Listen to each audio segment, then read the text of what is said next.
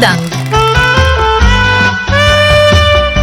આ પાવન અવસર પર શ્રી સિદ્ધાચલમ ટ્રસ્ટ પરિવાર તરફથી તેમને જન્મદિવસની ખૂબ ખૂબ શુભકામનાઓ અને હાર્દિક આશીર્વાદ. પરમાત્માની કૃપાથી તેમનું જીવન સુખ, શાંતિ, સમૃદ્ધિ અને સારા સ્વાસ્થ્યથી સદાય ભરેલું રહે.